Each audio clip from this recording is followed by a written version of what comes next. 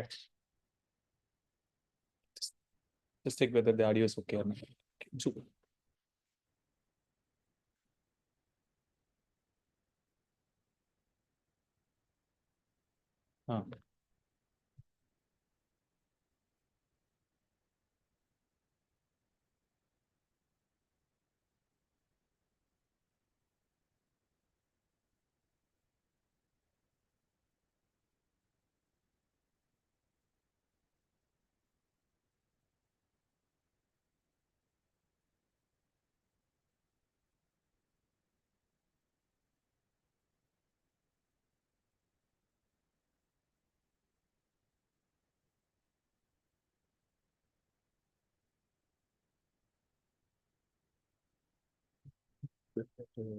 Vectors in the axis and how to label the axis of the XYZ vectors. Oh, I started with the in the plot you are saying that. Yeah, that is just simply a matplotlib. You just have to check the documentation of matplotlib. They have the label, set X label, set Y label, like that. Okay, that will work.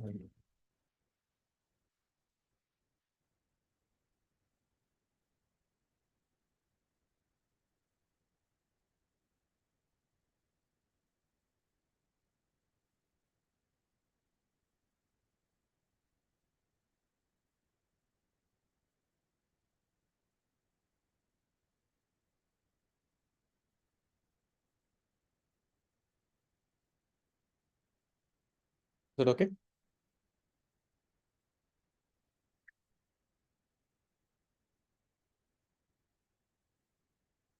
You can check audio.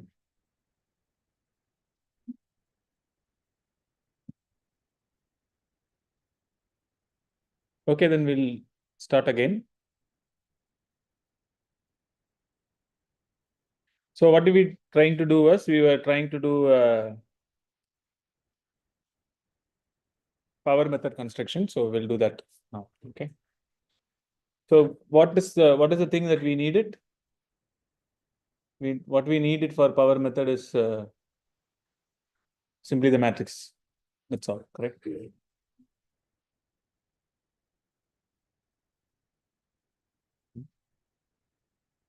And whenever we need it, Teslina will do the remaining things.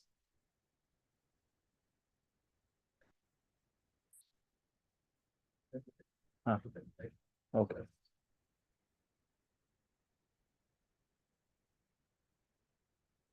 I got it.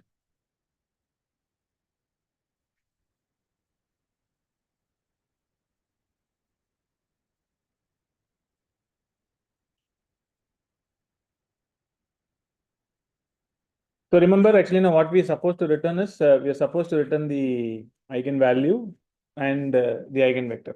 Okay. Maybe X or okay, B. Whatever it is.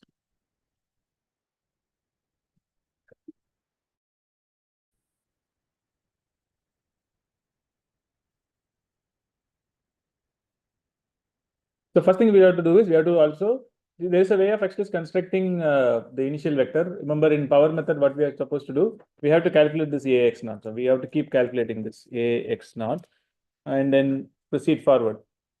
Take the AX naught and then take the maximum out and then look at the remaining vector and feed it into the iteration process again. Then again, we go ahead. That's the process. Then you stop the process when you have the previous X naught and the meaning previous X and the current X is actually having lesser distance in its vector. Okay, that's the idea. So how do I implement that? The first thing I need is the initial vector. So it's a common practice that we start with R1 vector in power method. Generally, that's how we do it. Yeah, please. So here is what we do is we'll construct a initial vector B using vector. Then we'll construct it as a real vector, real field vector. What we do is we'll construct it like all one vector like this. So if I'll do it along the way in the bottom so that you'll get to understand. Let's say suppose if I do this a square bracket 1 and then star 3, then that will simply actually multiply. It's just a Python notation. it will give me 3 ones. That's the idea. Okay, if I take it to some 4, then it will give me 4.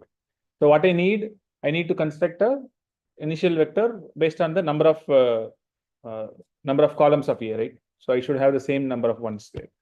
So you take A and then look at the number of columns of A, and then find the corresponding one. Obviously, whatever we are doing right now is for square matrices, so number of columns and number of rows doesn't matter, but I think it's more appropriate to call it as number of columns.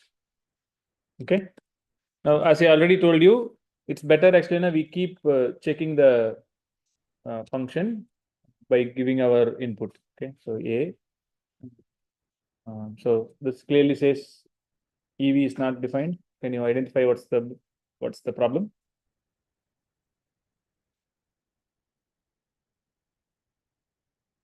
What this says name error EV is not defined. And where is this EV is been occurring at the last? It's here.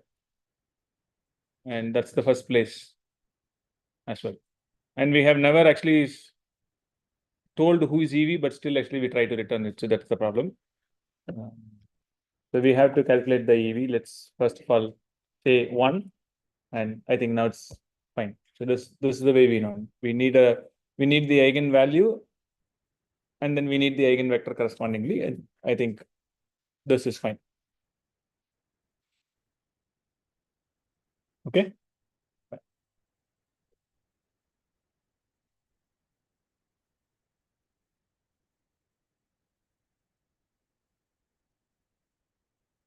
So now what I should do now for I in the actually I can do iteration process in 2 ways. Either you use for loop or you use the while loop.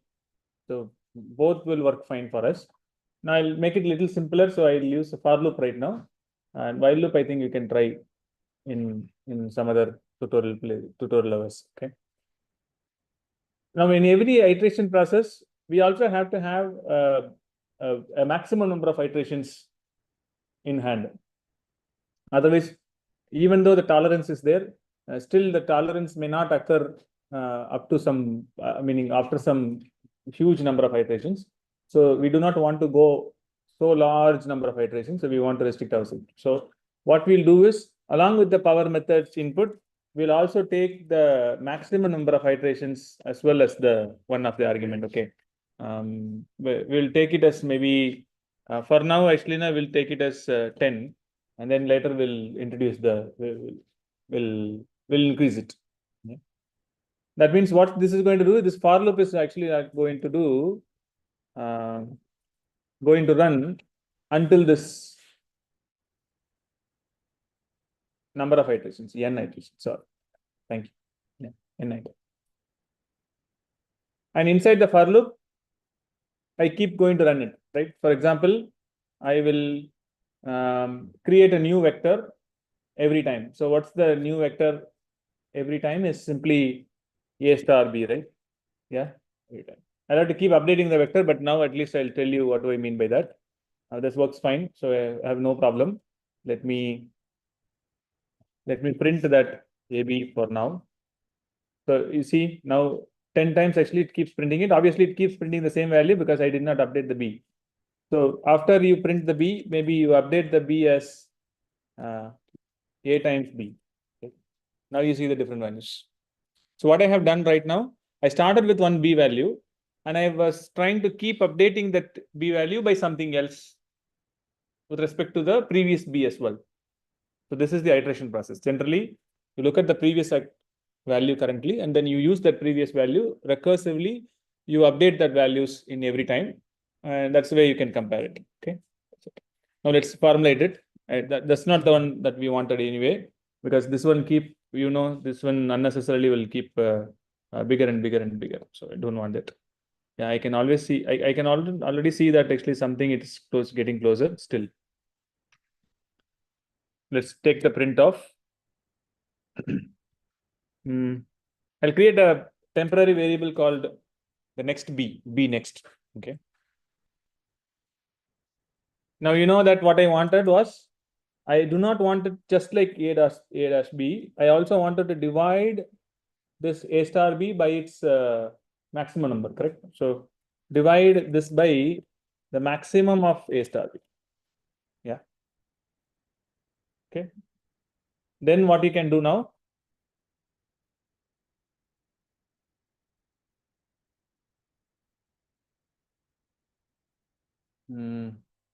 Yeah.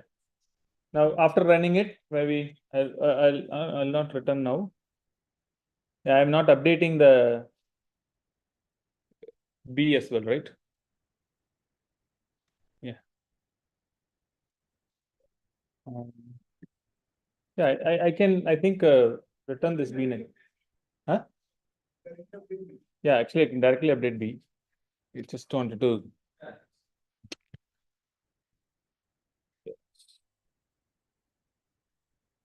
Okay. So now this max of this will give you the maximum of, not the magnetic trace, the actual maximum.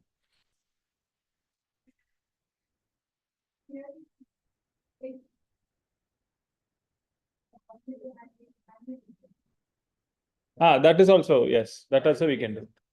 So you can take the absolute values first, then take the maximum value, and that also will work. Both will work theoretically.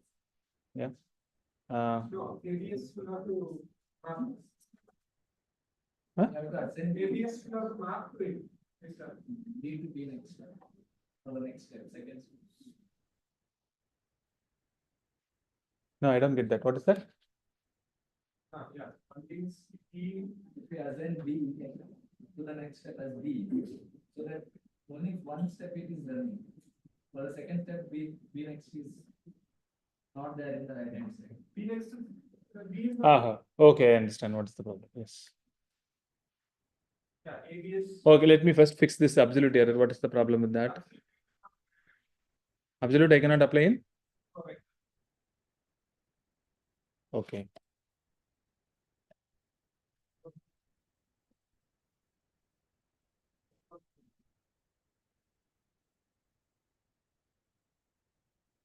You want to map, I guess. I think yes. I'm trying to be less as possible. So one way of doing it is just simply importing a NumPy package, but that will take off the whole point of all stage math. That's why. Okay. Otherwise, we by ourselves will write an absolute value function and then we'll use it. I think that's the best option of doing it.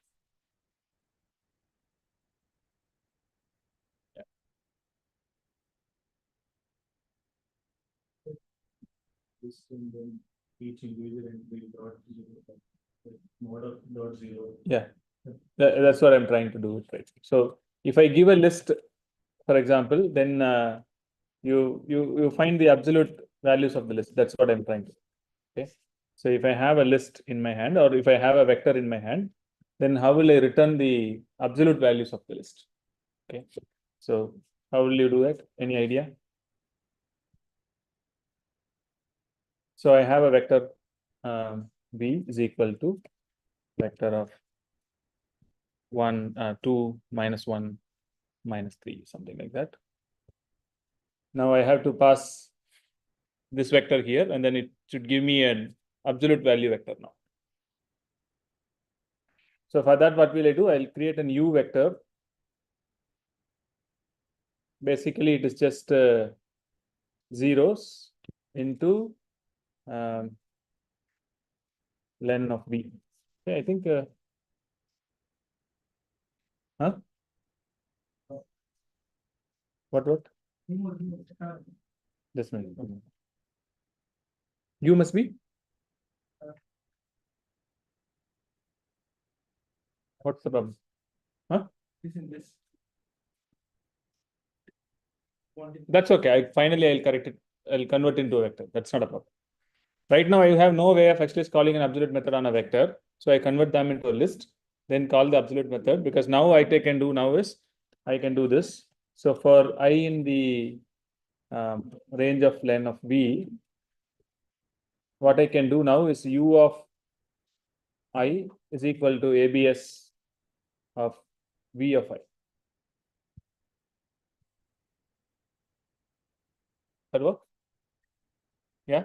So what did I do now? What I did is actually simply I wrote my own function to actually find the absolute values. And now while I'm returning it, what I can do is I can return a vector of U instead of doing this. Will that work?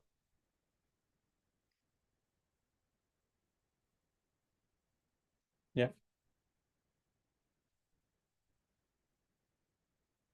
So I wrote my own function to actually do the job.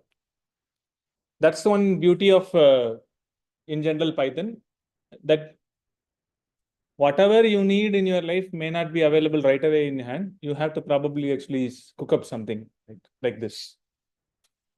What I have done right now here is I generated a new list like this and then wrote one for loop.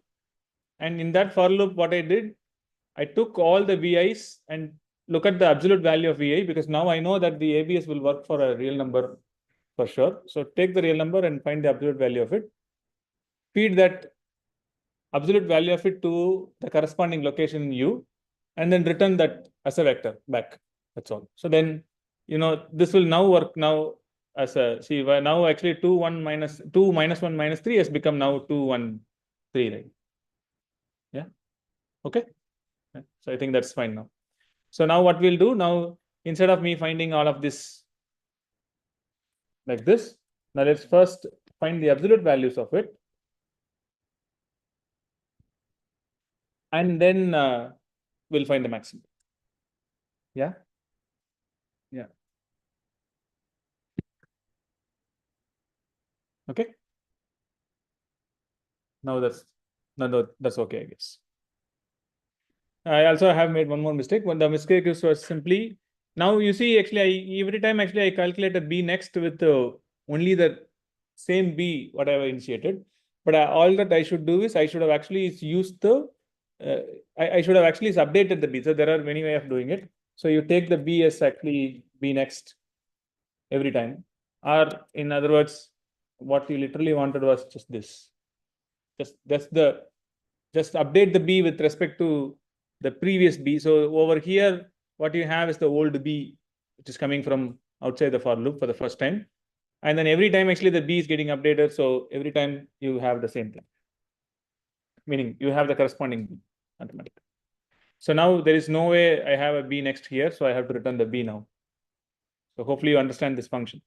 Yeah, so I'm making it shorter and shorter and shorter so that things are clear with minimal number of lines. Okay. Fine.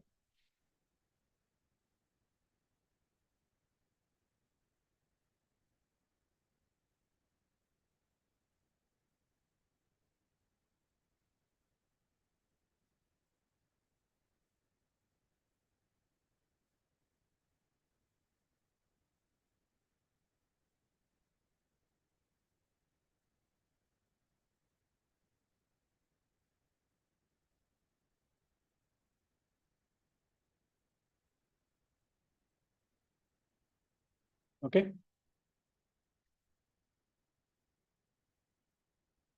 So there are many ways of comparing.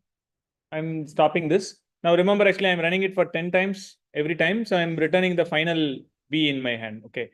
Maybe if I start printing the B, then you might realize it. So every time what is this is actually there's a small change in the last coordinate only, if you notice. So 1105.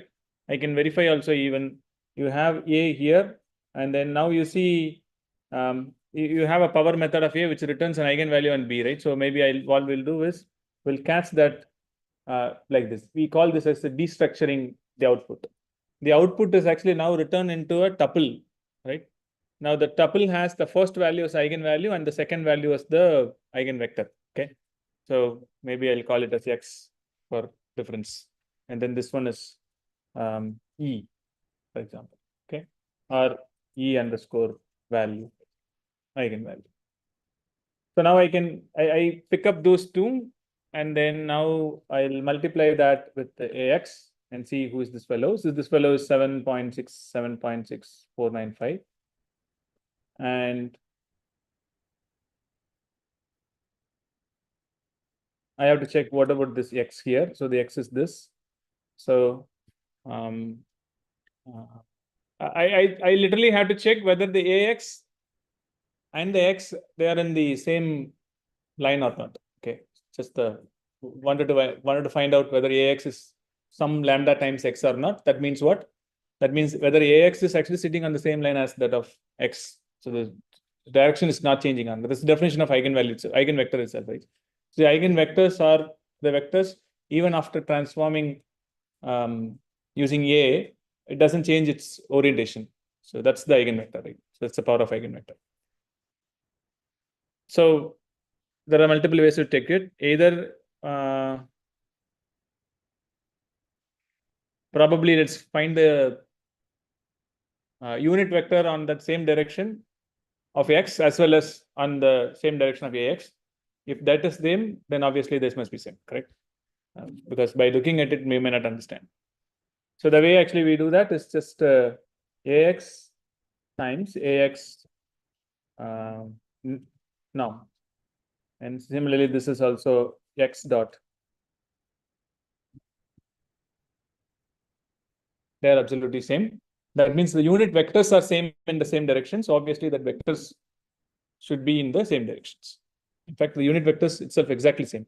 That means we already have found the eigenvalue here. Eigenvector. Yeah. Eigenvector.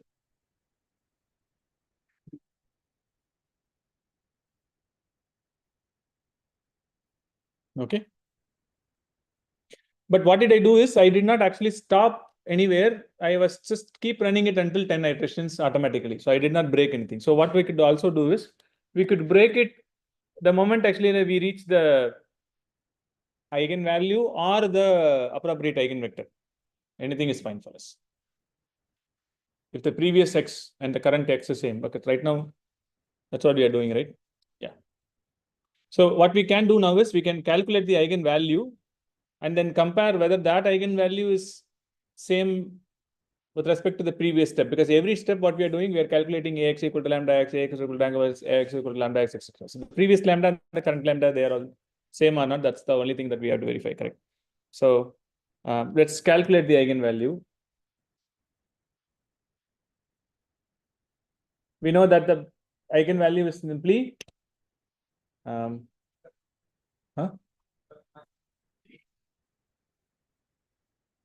yeah, actually, yes. Yeah, actually, yes. The eigenvalue is simply this only. So what will I do now? You know what will I do? I'll generate it as like this. And then, yeah, now I'll return that. Now what you do, now let's write a breaking condition. What is the breaking condition?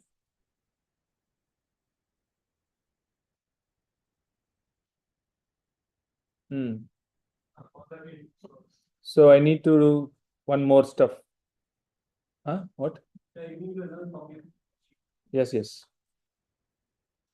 So what will I do now is,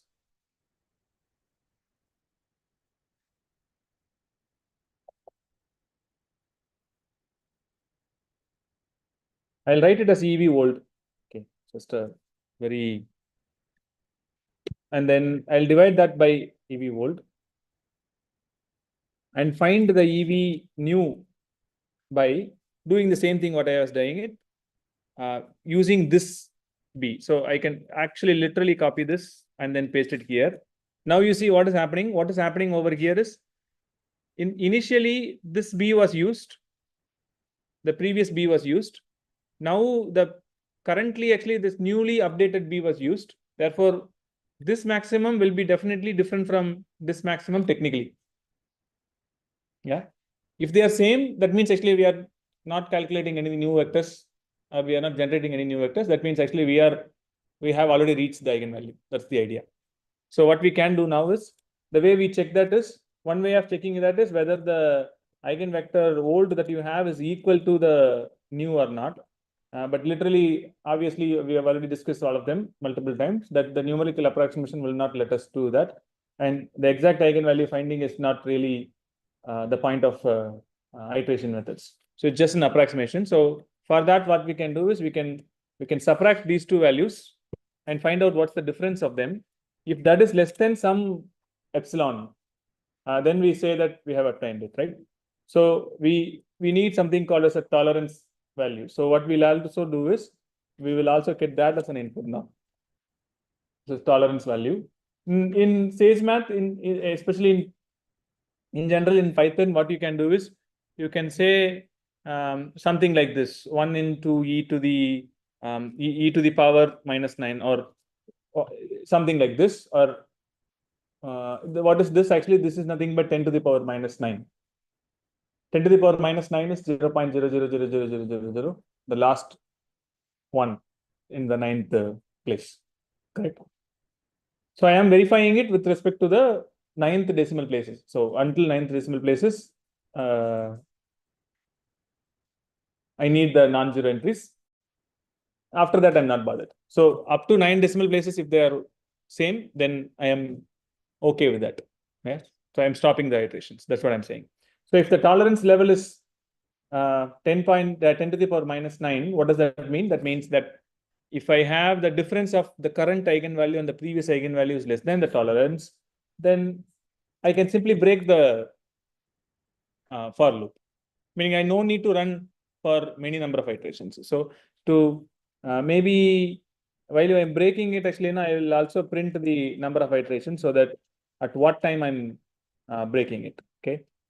So I'll say that eigenvalue subtained at, yeah, hopefully that's clear for you. Uh-huh. What? Okay. I wanted ABS of? The difference might be calculated for ABS. Okay. I need the absolute values. Correct. Difference may be the positive or negative. So we take the absolute value of it, and then absolute value is suppose less than or equal to 0.00001. Then we stop it. Yeah, there's a lot of things are inside.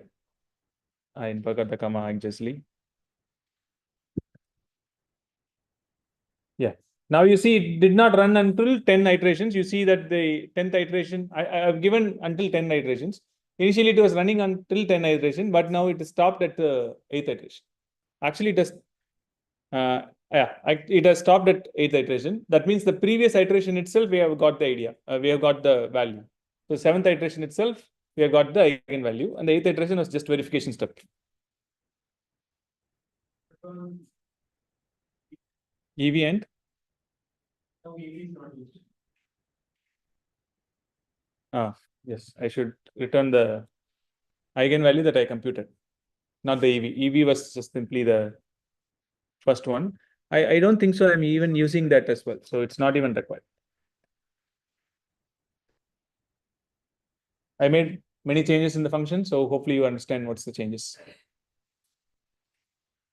Yeah. So now you can look at the eigenvalue and the corresponding eigenvector. So the eigenvalue is 7.605 so and so. The eigenvector is this. Okay. You can verify it by looking at the calculations. Anyway, this is right. So maybe I'll do one thing. I'll just take this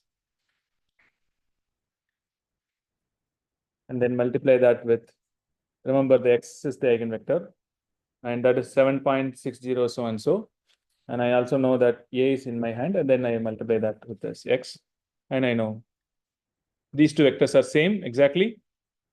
That means we identify the eigenvectors, largest eigenvector, obviously.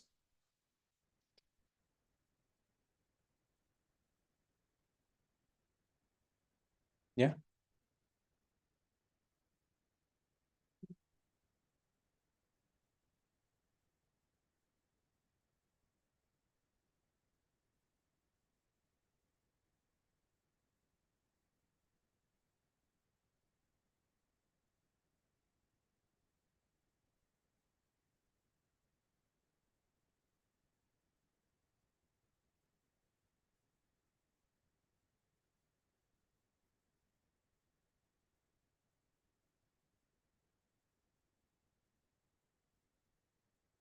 Is it okay for everybody?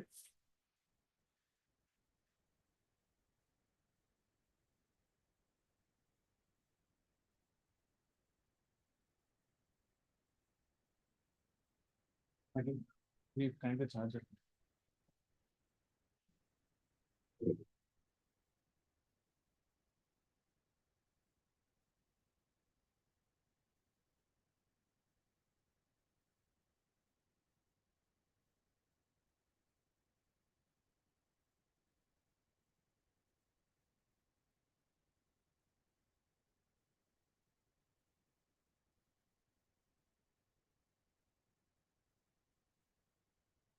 So for any other work that you have in research, you might have to probably actually look at the corresponding approximation. So this kind of approximations can be obtained using formulating the corresponding recurrence equations. And the recurrence equations checking is on the iterative methods like this. So you should be able to write these things. Okay. Now you can actually use this for any size matrix, obviously. There's no problem. And you can increase the number of iterations as well. Now, let's say suppose number of iterations is 5. Then if I run this, then you notice that the eigenvalue and eigenvectors actually is having a slight change is there. That's because you also notice that the final eigenvalue, which was obtained at I was not been printed. That means actually this if block was never ran at all. That's what it means. Yeah, that means it ran all the iterations altogether. Yeah. So even if I give some 5,000, it runs it only until 8. Otherwise, the previous setup, which are without this one, literally this is just one line of code. Without this one line of code, it would be keep running it for 5,000 iterations. Okay. Yeah.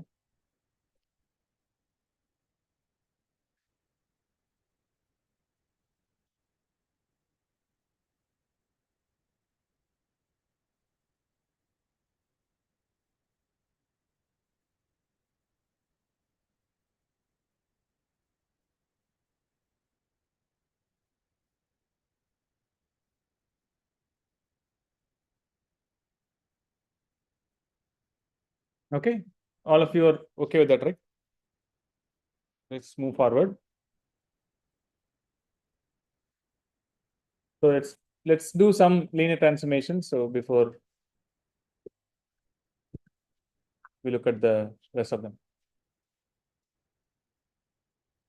maybe I leave you a little bit, maybe in another 10 minutes, so that you can work on the Gram-Schmidt process, write a function for Gram-Schmidt process, etc.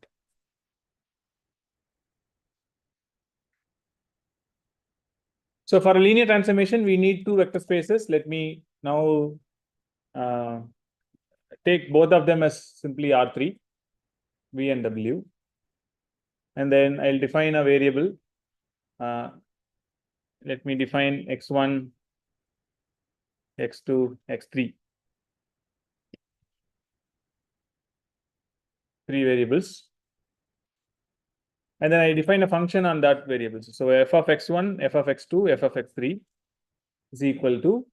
Now, it's a function. Remember, it maps a 3-dimensional vector space element to another 3-dimensional element, 3-dimensional vector space element. That means the image of this x1, x2, x3 must be a 3-dimensional vector, correct? So what we can do is we can give a link, give a list, and that will have some A, B, C. That's it. So we map it to that vector. So now, for now, actually, I'll say the A is x1 minus x2 minus x3, and then B is x1 plus 3 times x2 plus x3. Then the last coordinate is minus 3 times x1 plus x2 minus x3. Okay, so that's my function. Now you know x1, x2, x3 were already variables. Therefore, this expression has been calculated. So if I print f simply, then it shows the function expression of that. So I believe I can also show on that F. Let me check. Yeah. So if you do a show on F, then it shows what is this function is. So it sends x1, x2, x3 to another three-dimensional vector x1 minus x2 minus x3, x1 plus 3x2 plus x3 minus 3x1 plus x2 minus x3, etc.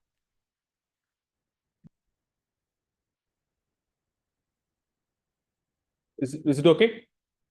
Okay. So now for a linear transformation, what and all you would like to do? First of all, first thing actually you have to do is this is simply a function. We do not know whether it is a linear transformation or not. So for that, what we can do is we can write a function. We can actually call a function called linear transformation.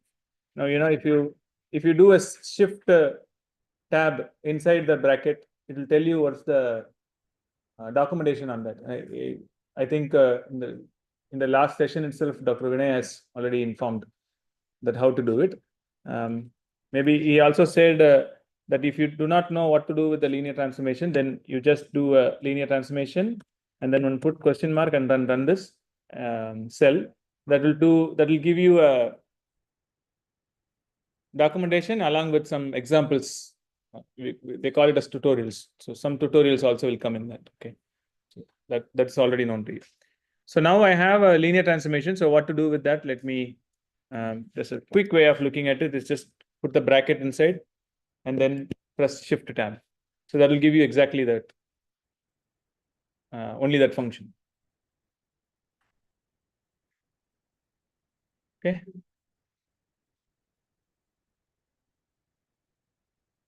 Okay.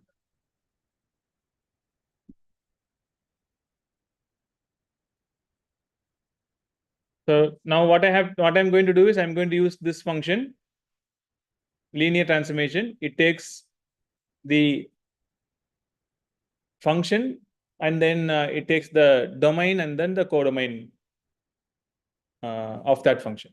Okay. So I know I have defined the code domain as the V and then codomain as a W, and then the function is F, correct? Yes. Now what does it say? It says it gives you the dimension of the range. Yeah. No, sorry, it gives you the basis of the range. And obviously dimension.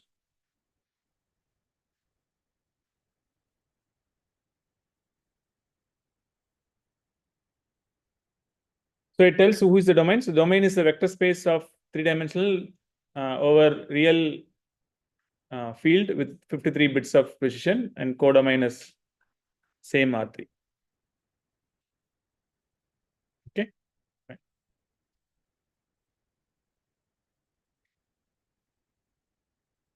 So now suppose if you have a vector, let's say 1, 2, minus 1. Now what you can do, you can calculate T of u.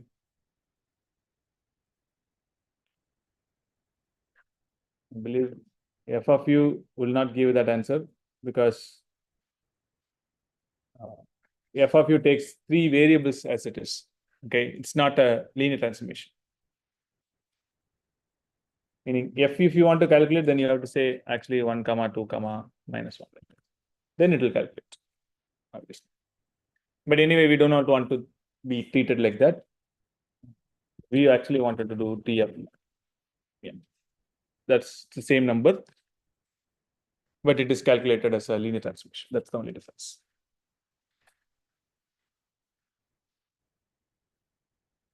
So what and all you want to do it on T? Maybe you want to know what's the image of T. Now you already would have seen it.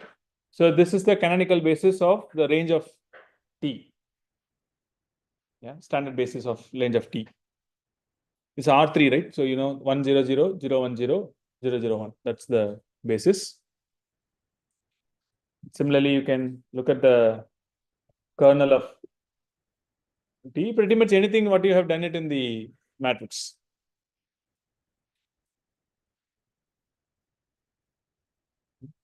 Since this is a function, you can also check whether it is a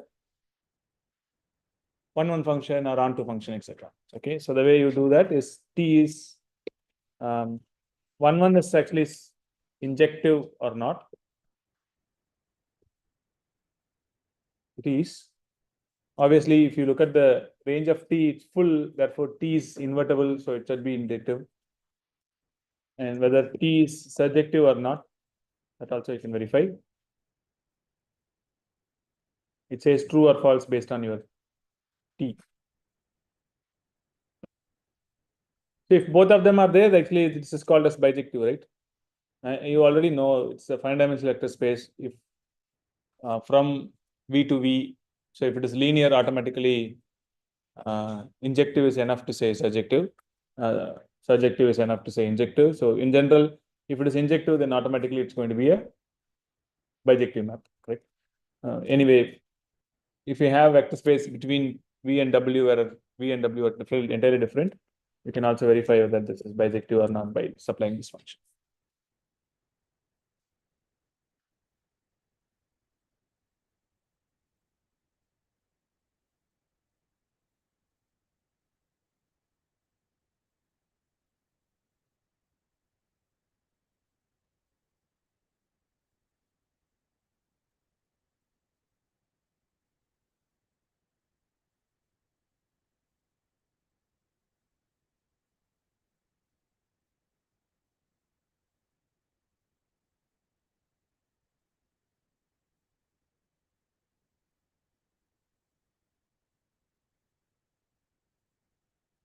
So every linear transformation on a finite dimensional vector space has a corresponding matrix representation. Yes. So you can find the corresponding matrix representation like this. So this is the matrix of T. That means if I say T of U,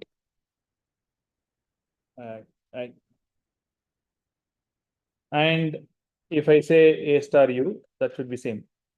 Okay. I think I should have the side equal to right, I guess. No?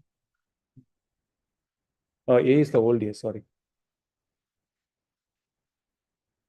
Okay, T dot matrix of U. I should have done that. So T dot matrix of U. Yeah, that should be same. Yes, sorry for that. A was never been assigned to a matrix of T. So either you take the matrix of T and then multiply that with the column U, or you take the T of U itself. That should be same. I believe that should work the same way. Okay.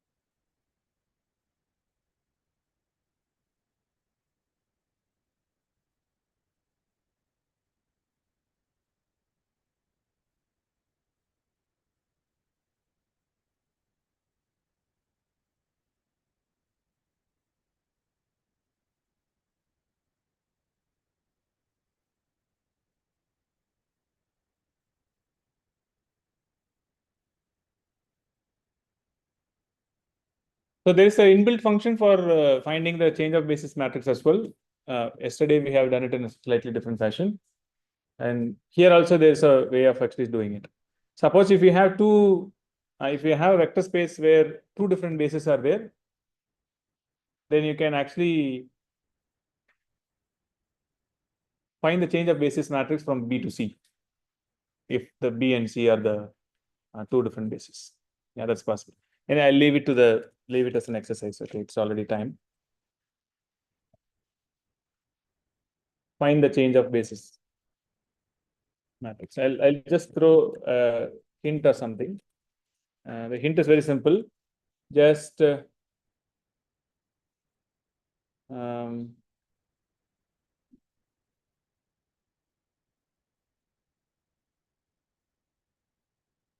just form V and W. Form V with the two bases B and C, and then obviously you will have T. So then you do a T and then restrict that T to the domain of V, and then restrict that to the domain of V1, I guess. Just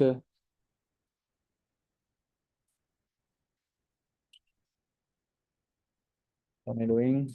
I think I'm making small.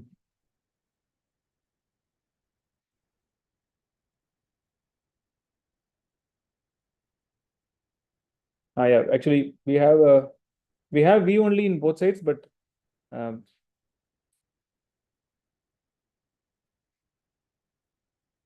we wanted both of them to be treated separately, right? So what we will do is we'll do this way, so respectively. And then what you do, you find the S matrix is equal to T dot restrict domain on V, and then restrict codomain on W. That's it. Okay. So then look at the corresponding matrix, and that will give you the matrix of the linear transformation T. Change of basis of the matrix using T from B to C. Yeah.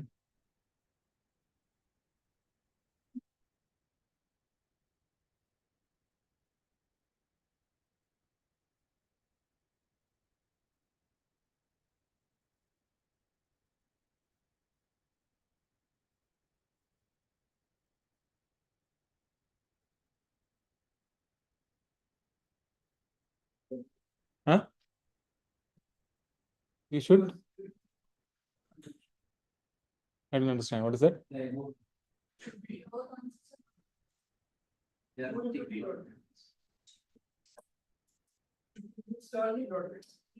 U star T dot matrix. That's why the answers are not same correct. Oh, I didn't notice that. Okay. Probably I can actually write that side is equal to left or right like that. I think it should be right. Fine. Yeah.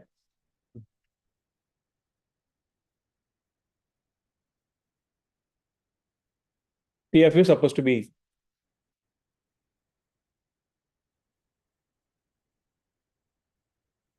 the same as that of A into U actually. Okay. So then I think probably I'll leave you here. I'll discuss the decompositions and then application of decompositions in tomorrow's session. So we have multiple exercises today for a tutorial. I have actually already given here. Maybe I can share this to you. I also have written something which is written in detail. Not much detail, probably something which is helpful to read. That also I will share it separately. Okay. So what I want you to do now is, what are the exercises I have given? Anybody? Okay. So you write a function to implement Gram-Smith. So spelling correct? Yes, CH, Gram-Smith, correct. Huh? So Gram-Smith. Remember, actually, you use your projection function we have written. Remember? Because you know what is that every time when we need an orthogonal vector for from let's say U2, then that is nothing but U2 minus projection of U2 on U1. That's the Gram-Smith function, correct? So you use that projection function to every time you generate one. So that's the first exercise. And what is the second exercise I given?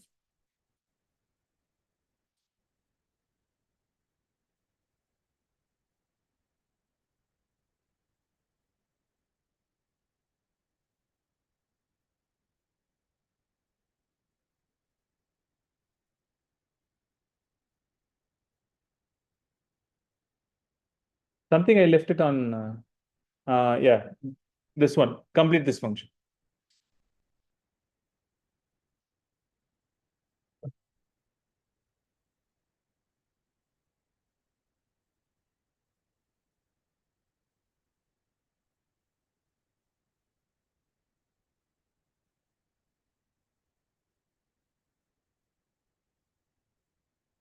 How do I do that? I think three slashes, huh? Yeah, works. No, function is missing. Okay. Just complete this function.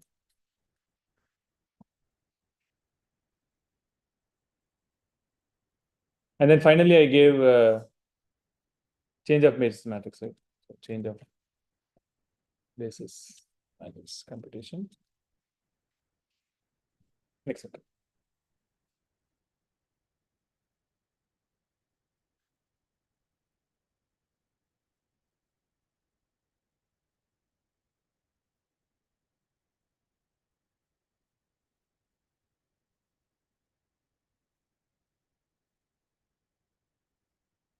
So for the Gram-Smith, at least to implement it for this vectors, let's say s equal to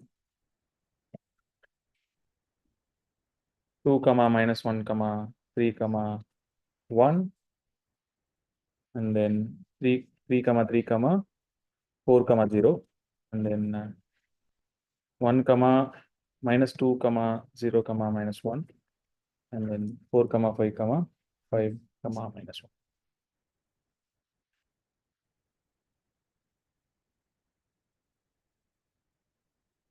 Yeah,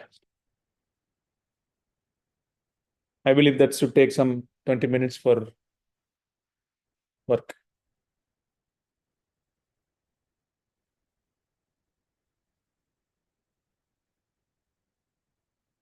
Okay, then we can, I think, turn off the live stream. Let them work.